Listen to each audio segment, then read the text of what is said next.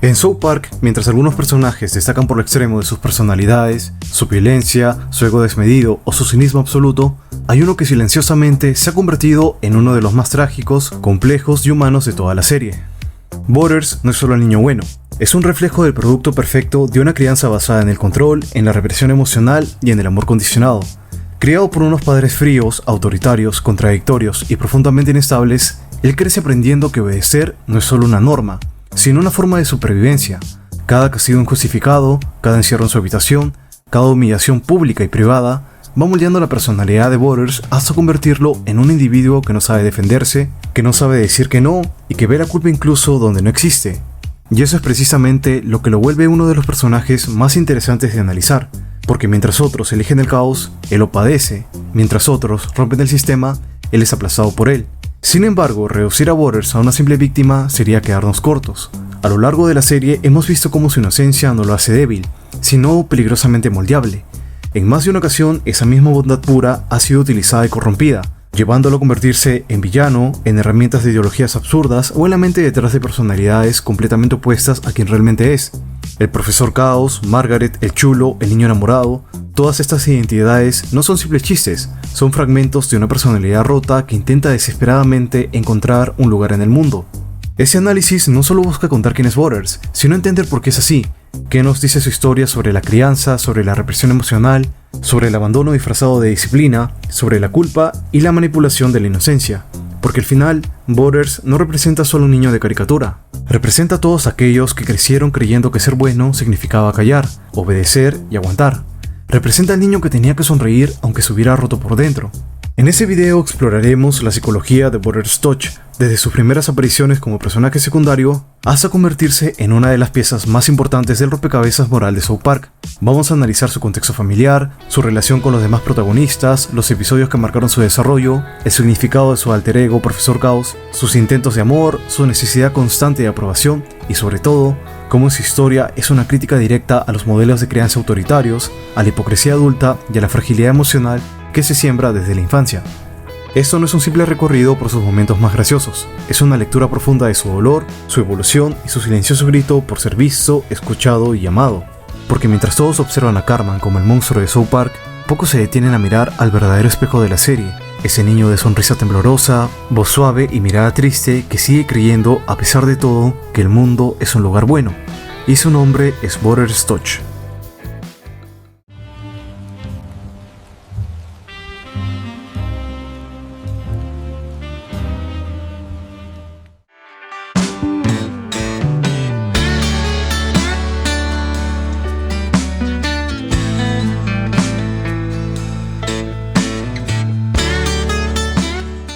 Para comprender realmente a Butters Touch, no basta con observar cómo actúa en la escuela o cómo se comporta con sus amigos. Es necesario regresar al origen, al verdadero núcleo donde se formó todo lo que es él, su hogar. Porque a diferencia de muchos otros niños en South Park, la tragedia de Butters no nace del caos externo, sino de la aparente normalidad de su familia. Stephen y Linda Touch representan en la superficie a los padres de clase media perfectos. Son respetuosos, religiosos, preocupados por la moral y las buenas costumbres. Pero basta con rascar un poco esa fachada para descubrir uno de los entornos más dañinos, represivos e inestables de toda la serie. Butters crece en una casa donde el amor no es libre, ni cálido, ni incondicional. Es un premio que se obtiene solo si se cumplen las reglas al pie de la letra. Desde pequeño aprende que un error, por insignificante que sea, merece un castigo desproporcionado. Y ese castigo casi siempre termina de la misma manera, encerrado en su habitación, aislado del mundo, castigado por pensar, por sentir, por imaginar, por soñar o incluso por cosas que ni siquiera comprende. La famosa frase "Butters, estás castigado" no es un simple chiste recurrente, es una sentencia que define toda su existencia. Su habitación no es solo un cuarto, es una prisión emocional, un espacio donde aprende que sus deseos, su curiosidad y su individualidad son peligrosos. Lo más perturbador de todo es que esos castigos no siempre vienen acompañados de una lógica clara. Muchas veces Butters ni siquiera entiende que hizo mal, simplemente asume que, de alguna forma, siempre tiene la culpa. Esto va creando en él una personalidad profundamente dependiente, sumisa y temerosa del conflicto. Su identidad se construye alrededor del miedo a decepcionar, de la necesidad de agradar, de la obsesión por ser un buen niño, y esa es la raíz de su tragedia. Butters no quiere ser feliz, quiere ser aceptado, no quiere vivir por sí mismo, vive para evitar ser castigado. Su madre Linda es otro elemento clave en esa dinámica enfermiza. Ella no es solo una figura estricta, es una figura completamente inestable. A lo largo de la serie, vemos cómo su comportamiento oscila entre una madre perfecta y una persona con impulsos oscuros capaces de extremo daño. Su intento de acabar con su propio hijo no es solo un momento impactante, es la prueba máxima del peligro que representa ese entorno para Waters. A pesar de eso, él la sigue viendo como una figura amorosa, porque está condicionado a justificar todo, a perdonar todo, a negarse a ver la realidad por miedo a perder lo poco de afecto que recibe. Su padre Stephen, por otro lado, encarna la hipocresía moral en su máxima expresión. Exige rectitud, pureza y buenas costumbres, pero vive una doble vida marcada por la represión sexual, la mentira y la vergüenza.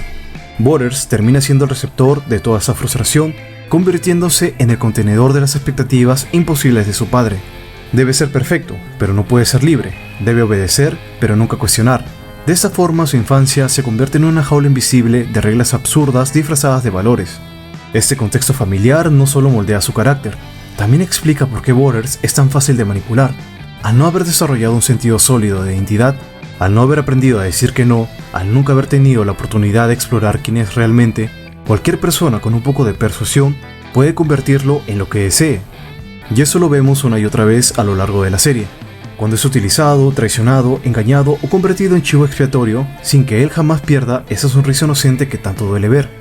Pero lo más impactante no es el maltrato en sí, sino la forma en que Waters lo normaliza. Él no se ve a sí mismo como una víctima. Al contrario, siente que todo lo que le ocurre es merecido. Esta es quizás la crítica más profunda que South Park nos presenta a través de su personaje. Cómo el daño psicológico puede ser tan sutil, tan repetitivo y tan disfrazado de amor que la persona termina creyendo que lo incorrecto es ella misma. Waters no está encadenado por grilletes físicos. Está encadenado por la culpa, la obediencia y el miedo al abandono. Es en ese entorno donde nace también la necesidad de crear otras versiones de sí mismo. Profesor Chaos no surge solo como una broma, surge como una respuesta psicológica al dolor, al rechazo y a la humillación. Es el grito de su inconsciente que dice, si no puedo ser un buen niño, entonces seré un villano. Y aún así, ni siquiera logra ser un villano real, porque su esencia bondadosa siempre se filtra. Incluso cuando intenta abrazar el mal, lo hace con torpeza, con ingenuidad, con una tristeza disfrazada de determinación. Profesor Chaos no es un supervillano, es un niño intentando recuperar el control de su vida de la única forma que conoce. Por eso, hablar de Waters es hablar de miles de niños criados bajo el mismo modelo de represión, de castigo, de silencio, de culpa y de miedo a la autoridad. Es hablar de ese niño que no podía equivocarse, que no podía explorar, que no podía ser auténtico. South Park, bajo toda su capa de humor negro, utiliza a Waters como un grito silencioso contra la crianza basada en el miedo. Su historia no es exagerada, es incómodamente real. Y quizás lo más triste de todo es que a pesar de todo lo que ha vivido, a pesar de cada puerta cerrada, cada golpe emocional, cada traición y cada humillación, Waters no deja de creer en el amor, en la bondad y en la posibilidad de que el mundo sea un lugar mejor. No porque sea ingenuo, sino porque en el fondo es lo único que le queda. Y esa esperanza frágil pero persistente es lo que lo convierte no solo en uno de los personajes más tristes de South Park, sino también en uno de los más humanos.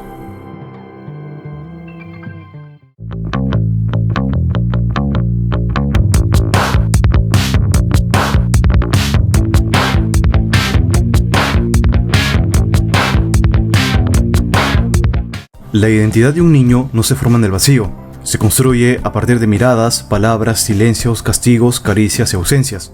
En el caso de Waters Touch, esa identidad no se edifica sobre la seguridad, sino sobre el miedo, no sobre el descubrimiento, sino sobre la prohibición. Y es precisamente esa base frágil, casi inexistente, lo que explica por qué su mente comienza a fragmentarse simbólicamente en versiones alternativas de sí mismo. No porque tenga un trastorno de personalidad múltiple, sino porque su psiquis necesita sobrevivir a una realidad que lo aplasta. Waters no desarrolla un yo sólido, su yo es moldeable, manipulable y dócil. Él no se define a sí mismo, deja que el mundo lo defina. Su voz interna no dice, esto es lo que quiero, sino, ¿qué debo hacer para que no se enojen conmigo? Y cuando una persona vive constantemente en ese estado, lo que ocurre es una disociación progresiva entre lo que siente y lo que muestra. Aparece la máscara del niño bueno, del niño perfecto, del niño que sonríe aunque por dentro esté roto, pero ninguna máscara es eterna. Tarde o temprano algo busca salir. Y es ahí donde aparece el Profesor Chaos. El Profesor Chaos no es simplemente un alter ego gracioso, es una representación simbólica de su rabia reprimida, de su deseo de control, de su necesidad de sentir que, por una vez, él tiene poder sobre algo. Es la sombra de Butters tomando forma. Es su intento de reconstruirse desde lo opuesto a lo que siempre le han exigido. Si siempre le pidieron bondad, Caos representa la maldad. Si siempre le exigieron obediencia, Caos representa la rebelión. Si siempre fue pequeño e insignificante, Caos quiere ser grande y temido. Sin embargo, incluso en su rol de villano, su verdadera esencia se cuela entre las grietas. Profesor Caos fracasa no porque sea incompetente, sino porque aún piensa como Butters, aún duda, todavía se preocupa y quiere ser querido. Aunque esté jugando a ser odiado, eso nos muestra que no está creando una personalidad completamente nueva, está jugando a ser otro, porque no le han permitido descubrir quién es en realidad. Algo parecido ocurre con Margaret. Cuando Butters adopta esa identidad femenina, no es solo parte de una broma del grupo, psicológicamente es otro intento de exploración de lo prohibido. Aquí entramos en un punto crucial. Butters no crea sus personajes por diversión, los crea por necesidad. Son mecanismos de defensa, son refugios, son gritos disfrazados de juego. Y esto nos remite a una idea muy estudiada en psicología. Cuando una persona no encuentra un espacio externo seguro, crea un interno. Y eso es exactamente lo que hacen los niños más vulnerables: imaginar, disociar y transformarse para poder resistir. Pero hay un detalle aún más profundo. Butters no es malvado, ni perverso, ni oscuro en esencia. Su núcleo sigue siendo puro, amoroso y empático. Lo único que cambia es la forma en que intenta proteger ese núcleo. En vez de volverse cruel como Cartman o cínico como Stan, Butters se vuelve fragmentado. Se convierte en varias versiones incompletas de sí mismo, todas buscando lo mismo: ser suficiente para alguien. Cuando Butters se enamora, lo hace de una manera desmesurada, intensa y total. No ama desde la madurez, ama desde la carencia. No quiere una relación, quiere un hogar emocional. Quiere que alguien lo elija, que alguien no lo abandone, que alguien le diga eres importante. Cada rechazo, cada engaño, cada decepción, no solo rompe su corazón, rompe una promesa que él mismo se había hecho. Tal vez en esta oportunidad sí soy suficiente. Y por eso su dolor es tan profundo, tan puro, tan desconcertante y a veces tan trágicamente hermoso. En medio de todo esto, Butters representa algo que muchos sienten, pero pocos reconocen: la soledad del niño que fue demasiado bueno en un mundo que no supo cuidar su bondad. Es el retrato de quien nunca pudo enojarse, nunca pudo gritar, nunca pudo romper nada, nunca pudo decir no, hasta que su propia mente tuvo que crear otras versiones para actuar en su lugar. No es que tenga múltiples personalidades, es que su verdadera personalidad es atrapada, dormida y esperando un espacio seguro para despertar. Y aquí regresamos a esa idea inicial que mencionamos al comienzo del análisis. ¿Existe realmente una buena persona y una mala persona dentro de alguien? ¿O simplemente diferentes capas de una misma identidad que reaccionan según el dolor vivido? En Butters no vemos dos personas distintas, vemos a un solo niño fracturado por la represión que intenta entender el mundo con las herramientas emocionales que tiene, aunque esas sean insuficientes. Por eso, en este video, Butters no está siendo analizado como un simple personaje principal, ni tampoco como un alivio cómico. Será analizado como un símbolo de la infancia herida, de la identidad fragmentada y de la lucha silenciosa entre los que somos, los que nos obligan a ser y lo que podríamos llegar a ser si alguien alguna vez nos diera la libertad de descubrirlo. Si el hogar de Butters es una prisión silenciosa, su entorno social es un escenario público y constantemente humillante. Fuera de casa, donde se supone que debería encontrar un poco de alivio, comprensión o compañía, Butters se convierte en el eslabón más débil del grupo, en el blanco más fácil, en la pieza que todos pueden mover, romper o sacrificar sin consecuencias. Y esta dinámica no es casual, es la continuación perfecta del rol que ya aprendió a asumir desde su infancia. El rol del que obedece, del que acepta, del que no protesta y del que se deja usar. Cartman representa para Butters la figura del manipulador absoluto. Donde Butters siente culpa, Cartman siente poder. Donde Butters duda, Cartman impone. Y por eso lo elige como su compañero frecuente, porque sabe que Butters jamás lo cuestionará del todo. Lo usa como cómplice, como sirviente, como chivo expiatorio, como reemplazo cuando Kenny está ausente, pero lo tiene en cuenta, al menos lo incluye, al menos le habla. En su lógica emocional, eso ya es suficiente para sentirse valioso. Es el mismo mecanismo que ocurre en las relaciones abusivas en la vida real, donde la víctima confunde atención con afecto, control con cuidado y presencia con amor. Stan y Kyle, aunque moralmente superiores a Cartman, tampoco están libres de culpa en la dinámica de Butters. Muchas veces lo ven como una herramienta más, como el raro, como el tonto del grupo, como el reemplazo del reemplazo. Aunque ni para los tres esto fue suficiente, botándolo del grupo luego de la partida de Kenny en la temporada 5. Pocas veces lo defienden con real convicción, a veces sienten lástima, a veces incomodidad, pero la mayoría del tiempo simplemente aceptan su lugar dentro de la jerarquía social del grupo. abajo, al fondo, callado, obediente y disponible. Y Borders jamás intenta cambiar ese lugar, porque en el fondo cree que no merece otro. No lucha por respeto porque nunca le enseñaron que lo tenía. No exige amor porque nunca lo recibió sin condiciones. No pone límites porque nadie respetaría esos límites. Su personalidad es tan frágil que prefiere ser la burla antes que ser invisible. Mejor ser usado que ser olvidado. Mejor ser la víctima que estar solo. Y esa es sin duda una de las realidades más tristes y humanas representadas en la serie. Lo más doloroso de todo es que en varios momentos, Borders demuestra tener una inteligencia emocional superior a la de muchos personajes. Sus monólogos, como el famoso discurso sobre el dolor y el amor que le da Stan, muestran un niño profundamente consciente, sensible, reflexivo, capaz de entender la complejidad del sufrimiento y la belleza de experimentar tristeza. Pero esa lucidez aparece en momentos aislados, casi como si su alma hablara por unos segundos antes de volver a ser silenciado por el miedo, la culpa y la obediencia. Esos breves momentos de claridad nos permiten ver el verdadero Borders, no al ingenuo, no al cobarde, sino a un niño con una capacidad enorme de sentir, de amar y de comprender. Pero en lugar de ser valorado por ello, el mundo que lo rodea lo sigue reduciendo a un chiste, y así, cada vez que esa luz interior surge, es rápidamente apagada por una nueva humillación, un nuevo castigo, una nueva traición o un nuevo recuerdo que, en este mundo, ser bueno solo te convierte en un blanco fácil. Este entorno social no hace más que reforzar la fractura interna de Borders. Se le niega la oportunidad de construir una identidad propia, porque todos ya han decidido quién es: el tonto, el reemplazo, el débil, el castigado y el perdedor. Y cuando esa etiqueta se repite suficientes veces, deja de ser una opinión externa y se vuelve una verdad interna. Borders ya no piensa, ellos creen que soy un tonto. Borders piensa, soy un tonto. Su autoconcepto ha sido secuestrado por la mirada de los demás.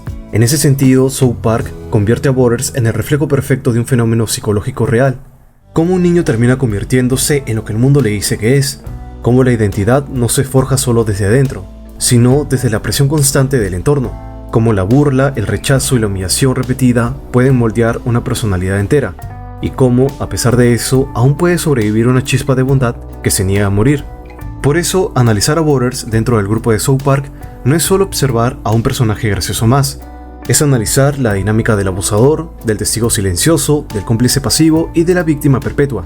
Es ver cómo la violencia no siempre es física, a veces es social, a veces es psicológica y a veces es tan normalizada que se convierte en parte del paisaje cotidiano. Y en medio de todo ese caos, Borders sigue ahí, sonriendo y esperando, soñando con el día en que alguien por primera vez no lo elija por ser el más fácil de usar, sino por ser simplemente él. Para entender realmente a Borders Touch, primero tenemos que dejar de verlo como un simple personaje cómico y empezar a observarlo como lo que representa. Un niño al que no se le enseñó a expresarse, sino a obedecer, a callar, a bajar la cabeza, a aceptar que cualquier error, por mínimo que fuera, debía pagarse con humillación, castigo y culpa. Y cuando un niño aprende desde pequeño que su valor depende de lo que haga bien o mal, no desarrolla una personalidad libre, sino una personalidad construida desde el miedo. En psicología eso tiene un nombre, aunque la serie jamás se menciona directamente, la creación del falso yo. Es esa versión de ti que se adapta para sobrevivir en un entorno hostil. No es necesariamente una personalidad falsa en el sentido de mentira, sino una máscara funcional, una identidad creada para evitar el castigo, para ganar aprobación, para no ser rechazado. En el caso de Borders, su extrema amabilidad, su obediencia exagerada y su constante necesidad de permiso no son rasgos naturales, sino respuestas aprendidas, adaptaciones o mecanismos de defensa. Su madre controla, su padre castiga de forma impredecible y el mensaje siempre es el mismo: si no haces exactamente lo que esperamos, dejarás de ser digno de amor. Frente a eso, su mente infantil encuentra una solución: suprimir todo deseo propio, toda rabia, toda frustración y convertirse en el niño perfecto. El niño que no molesta, el niño que acepta, el niño que pide perdón incluso cuando no entiende por qué lo está haciendo. El problema es que las emociones no desaparecen solo porque se reprimen, solo cambian de lugar. Todo aquello que Borders no puede decir, sentir o expresar conscientemente se acumula en una zona profunda de su mente, una zona que en psicología analítica se conoce como la sombra. Esa parte de nosotros que contiene lo negado, lo prohibido, lo rechazado, lo que no podemos aceptar como una parte de nuestra identidad. En otras palabras, todo lo que Borders no puede ser a la luz del día empieza a crecer en la oscuridad. Y aquí es donde la historia de Borders se vuelve inquietante, porque cuanto más se esfuerza en ser bueno, más fuerte se vuelve aquello que está reprimiendo: su enojo, su deseo de libertad, su frustración, su resentimiento, su necesidad de ser visto y escuchado. todo eso no desaparece, se transforma en algo silencioso, denso y peligroso. Borders no es bueno porque quiera, es bueno porque tiene miedo. Miedo a su padre, miedo al castigo, miedo a quedarse solo, miedo a no ser suficiente. Y una personalidad construida desde el miedo no es una personalidad sana, es una personalidad frágil que depende de la aprobación externa para existir. Pero también es una personalidad que bajo presión extrema puede romperse o transformarse en su completo opuesto. Por eso, cuando vemos ciertos episodios donde Borders explota, miente, manipula o incluso muestra actitudes más frías y calculadoras, no estamos viendo una versión extraña de él. Estamos viendo fragmentos de su yo reprimido intentando salir a la superficie. No son personalidades distintas como en un trastorno disociativo clásico, sino capas de una misma identidad que han sido separadas por la represión constante. En realidad, la verdadera pregunta nunca fue, ¿Borders podría ser malvado? La pregunta real sería, ¿qué tipo de persona se habría convertido Borders si no le hubiera tenido tanto miedo a su propia voz? Porque irónicamente, Borders no es el niño más débil de South Park. Es el más contenido, el más reprimido, el que guarda dentro de sí todo lo que los otros personajes sueltan sin filtro. Y cuando una mente guarda demasiado, durante bastante tiempo, el problema ya no es si va a estallar, sino cuándo y de qué forma. Y es exactamente ahí donde entra el siguiente punto, cómo esa represión acumulada comienza a manifestarse en momentos claves de la serie, revelando grietas en su personalidad, destellos de algo más oscuro, mucho más consciente y mucho más peligroso de lo que todos imaginan. Imaginar el Borders que puede existir no es un ejercicio sensacionalista, es una exploración clínica y cultural sobre cómo una identidad pragmáticamente conformada por el miedo puede bajo ciertas condiciones evolucionar en direcciones muy distintas. Para construir ese escenario debemos mantener tres ideas centrales. Primero, que la conducta observable de Borders, su sumisión, su sonrisa automática, su tendencia a disculparse, son adaptaciones aprendidas, no rasgos temperamentales inmutables. Segundo, que la represión prolongada y la violencia psicológica actúan como formas de entretenimiento emocional que reorganizan la regulación afectiva y la narrativa autobiográfica. Y tercero, que la transición entre ser sufrido y ser agresor no se produce por un solo evento, sino por una secuencia acumulativa de factores internos y externos que reconfiguran motivos, cogniciones y recursos conductuales. Con esas premisas, el escenario hipotético deja de ser una fantasía y se vuelve un experimento mental clínicamente verosímil. En el génesis de ese Borders alternativo, habría tres procesos íntimamente relacionados: la cristalización del falso yo, la sedimentación de la sombra y la privatización de la agencia. El falso yo implica que buena parte de la vida relacional de Borders queda regida por estrategias de complacencia y de evitación de castigo, respuestas aprendidas que reducen la expresión de ira, deseo y queja. La sombra es el contenedor psíquico donde esas emociones prohibidas se almacenan, se hipertrofian y se reconceptualizan como pensamientos rumiativos y planes imaginarios. La privatización de la agencia ocurre cuando la capacidad de pedir ayuda y de regular la propia vida se pierde por desconfianza sistemática en adultos y pares. De modo que la única ruta posible hacia la acción es la acción solitaria, instrumental y muchas veces encubierta.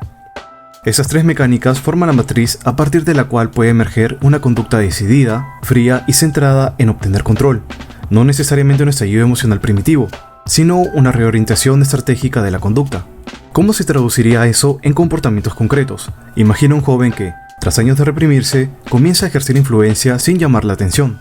Primero aparecen estrategias de supervivencia sofisticadas, mentiras medidas para evitar castigos, manipulación relacional sutil para obtener apoyos, performatividad emocional que engaña a observadores externos. Si la historia continúa acumulando humillación, si el sujeto detecta que la denuncia pública o la búsqueda de aliados falla una y otra vez, la siguiente etapa puede ser la instrumentalización de la ética, justificar conductas perjudiciales como respuestas necesarias, explicar la violencia propia como restablecimiento del orden personal. No estamos describiendo una psicopatología arquetípica, sino una gradación plausible de la sumisión al cálculo social, del cálculo a la represalia selectiva, de la represalia a la coerción simbólica sobre otros. En pocas palabras, la bondad condicionada puede mutar en habilidad social para controlar, la inocencia aprendida puede devenir en astucia defensiva.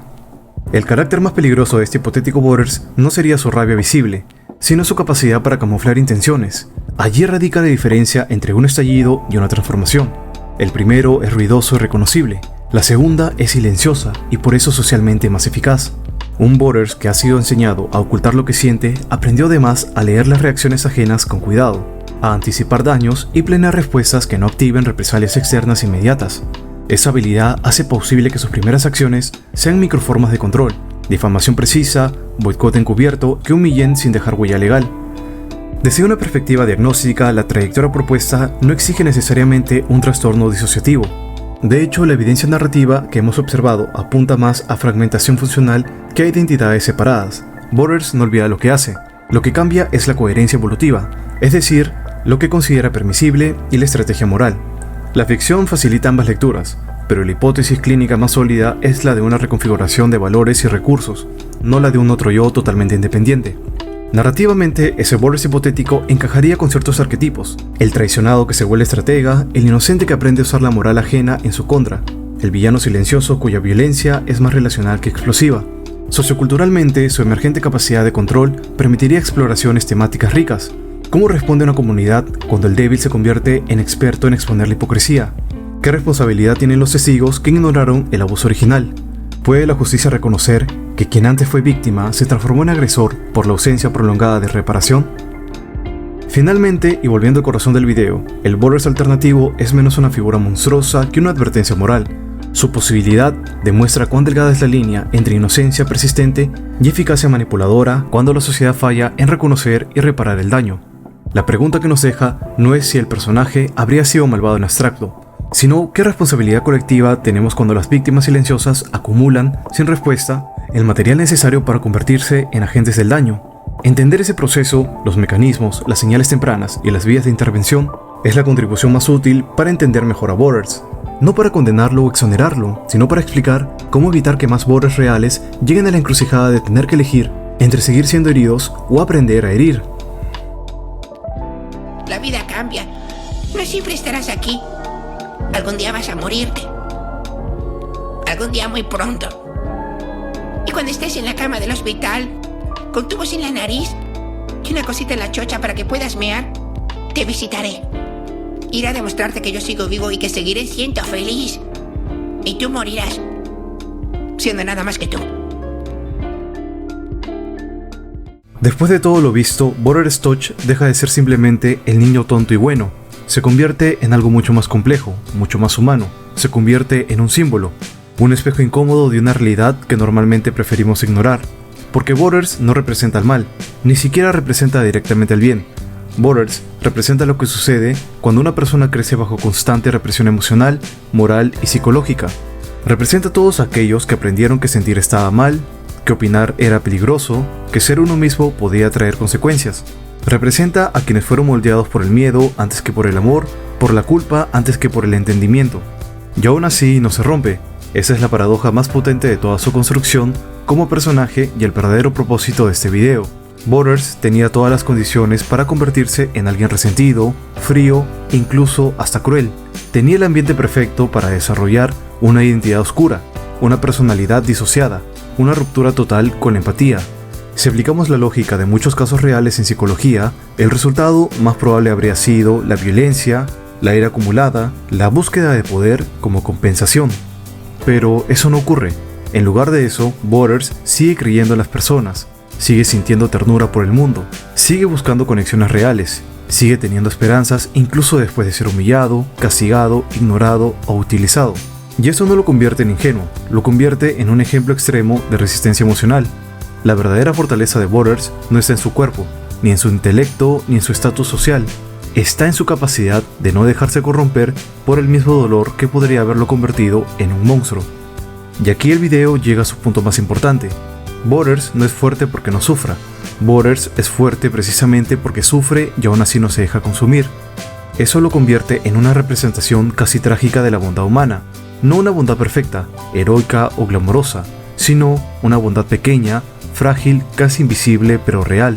La clase de bondad que sobrevive en las personas que han pasado por lo peor y de alguna forma siguen eligiendo no hacerle al mundo lo mismo que se les hizo a ellos. Por eso, cuando uno se pregunta si Borders pudo ser malvado, la respuesta no es simplemente sí o no. Borders pudo hacer muchas cosas, pero eligió no serlas. Y en esa elección silenciosa que nadie aplaude y que nadie celebra, es donde se encuentra la verdadera grandeza de su personaje. South Park está lleno de figuras extremas, de personajes polémicos, y en medio de todo eso, Borders aparece como la contradicción andante. No porque sea perfecto, sino porque aún siendo imperfecto y profundamente dañado, conserva algo que la mayoría pierde: su bondad. Y ahora, después de analizar a Borders como personaje, después de explorar su sufrimiento, su represión, sus posibles versiones oscuras y su increíble resistencia silenciosa, ya no podemos seguir hablando solo de él. Porque Borders en el fondo no es solo un personaje de South Park, Borders es un reflejo. Es el reflejo de miles de personas que crecen con miedo a decepcionar, con miedo a hablar, con miedo a ser quienes realmente son. Es el reflejo de quienes aprendieron a sonreír mientras por dentro se están rompiendo. El reflejo de quienes se adaptaron tanto a lo que el mundo les exigía que un día dejaron de preguntarse qué era lo que ellos querían. La diferencia es que en la vida real no hay una banda sonora de fondo, no hay risas grabadas, no hay una animación que suavice el golpe. Está la realidad cruda de gente que vive reprimiéndose día tras día y acumulando en silencio todo aquello que jamás se atrevieron a decir. La psicología lo ha repetido durante décadas. Lo reprimido no desaparece, se transforma. Se filtra en decisiones, en relaciones tóxicas, en ansiedad, en miedo al rechazo, en estallidos de ira que parecen de la nada, en una tristeza que no tiene explicación aparente. Y muchas veces las personas no se vuelven malas, simplemente se van apagando. Pero Borders nos entrega otra posibilidad. Nos muestra que incluso alguien quebrado, humillado, limitado, maltratado emocionalmente, puede elegir algo distinto. Puede elegir no convertirse en su trauma. Puede elegir no repetir el ciclo. Puede elegir no lastimar solo porque ha sido lastimado. Y eso es una idea brutalmente poderosa, porque si Borders, que aparentemente no tiene nada a su favor, logra conservar su esencia en medio del caos, entonces, ¿qué nos dice a nosotros? Ese análisis no intenta romantizar el sufrimiento, no intenta decir que todo pasa por algo o que hay que agradecer el dolor. Lo que plantea es algo mucho más honesto. El dolor existe, es injusto, es cruel, pero no tiene por qué definir quién eres para siempre. Tal vez tú también has sido un Borders alguna vez, tal vez también has sido silenciado, minimizado, castigado injustamente, ignorado por quien debería protegerte. Tal vez también has sentido esa mezcla entre miedo, tristeza y confusión que no sabes ni cómo explicar. Y tal vez en algún momento has sentido esa versión oscura dentro de ti, esa idea peligrosa de ¿y si me vuelvo igual que ellos? La diferencia entre perderte en esa oscuridad o convertirte en algo mejor no está en el mundo, está en tu elección, y si eliges correctamente, podemos hacer de ese mundo un lugar mucho mejor. Borders pudo ser malvado, frío, vengativo, e incluso pudo ser un reflejo perfecto de todo el daño que le hicieron, pero eligió otra cosa, y esa elección pequeña, silenciosa, casi invisible, es la más poderosa de todas. Así que este video no es solo un análisis de South Park, es una invitación a mirarte, a preguntarte qué partes de ti han sido reprimidas, cuáles han sido silenciadas, qué versiones de ti han vivido encerradas por miedo, y lo más importante, quién decides ser a partir de ahora. Porque al final, la pregunta más importante no es quién es Borders Touch, la verdadera pregunta es, ¿quién eres tú realmente y qué camino quieres tomar a partir de ahora? Recuerda que incluso en las noches más oscuras, la luz no está lejos de ti, e incluso uno mismo puede brillar. Y con esa pregunta, ese análisis queda completo. Gracias por acompañarme y nos vemos en el próximo análisis. Si te gustó el video, compártelo con tus amigos, eso me ayudaría muchísimo. También puedes seguirme en mis redes sociales, en Facebook como Piscuy Opina y en Instagram y TikTok como DaPiscuy, para que vean qué hago exactamente cuando no estoy subiendo videos. Soy Piscuy y sin más que decir me despido. Hasta pronto.